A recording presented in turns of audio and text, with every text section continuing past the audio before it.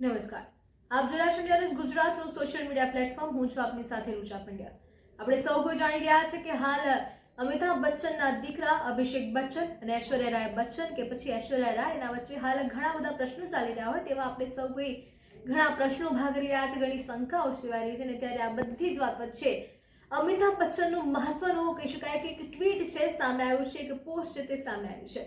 અમિતાભ બચ્ચને આ બધી જ વાતને કદાચ રિલેટ કરીને એવું કહ્યું છે કે મૂર્ખ લોકોની અને જે કહી શકાય કે સીમિત રીતે જેમનું માનસિક સમિતિ છે તે ખાસ જેમના વિચારો એક સીમાથી આગળ નથી વધી શકતા તેવા લોકોને આ દુનિયામાં કોઈ કમી નથી.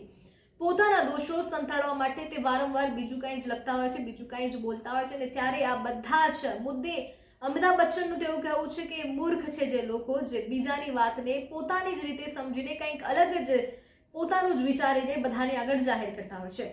આ વાતથી કદાચ એવું સાબિત થઈ શકે છે કે ખાસ અભિષેક બચ્ચન અને ઐશ્વર્યા રાય બચ્ચન વચ્ચે બધું જ સરળ છે અને તેમાં અમિતાભ બચ્ચને ખાસ આ મહત્વની ટ્વીટ કરી છે, તેમને એક્સ ઉપર પણ ખાસ આ પોસ્ટ કરી છે. આ બધી જે કહી શકાય કે નાનકડો જ લેખ છે, પણ આ નાનકડી 2 લાઈનનો જે લેખ છે તેમાં તે ઘણું બધું કહી રહ્યા છે. અને હવે જાણવાનું તે રહ્યું કે અભિષેક બચ્ચન અને આ પિતા એટલે કે અમિતાભ બચ્ચનનું આ ટ્વીટ તો સામે આવી ગયું છે, પણ હજુ અભિષેક બચ્ચન કે ઐશ્વર્યા રાય બચ્ચન હજુ પણ કાંઈ નથી કહી રહ્યા. હવે મેઇન તો જે બંને વચ્ચેનો પ્રશ્ન છે તે બંને જો મીડિયા સમક્ષ આવીને અથવા તો પબ્લિકમાં આવીને બધાને કહેશે તો જ ખબર પડશે.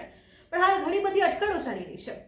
હવે કહેવામાં આવે કે હાલ કહી શકાય કે એક જે ફિલ્મ પ્રોડ્યુસર છે તેની એક પોસ્ટમાં કહી શકાય કે અત્યારે અભિષેક અને ઐશ્વર્યા બંને સાથે જોવા મળ્યા હતા. એટલે ક્યાંક ને ક્યાંક હવે ફેન્સને તેવી આશા તો છે, તેવો કહી શકાય કે હાશકારો તો તેમને મેળવ્યો છે કે અમે કહી શકાય કે હાલ અભિષેક અને ઐશ્વર્યા વચ્ચે એવું કંઈ અણબનાવ નથી થતો, બંને ડાયવોર્સ નથી લઈ રહ્યા, બંને બીજા સાથે સુખી છે, શાંતિથી રહી રહ્યા છે. પણ હકીકત શું છે તે બંને જાણે છે અને ત્યારે હવે રાહ જોવી પડશે કે અભિષેક બચ્ચન અને ઐશ્વર્યા રાય બચ્ચન બધાની સમક્ષ ક્યારે આવે છે, ક્યારે આ વાતનો ખુલાસો કરે છે.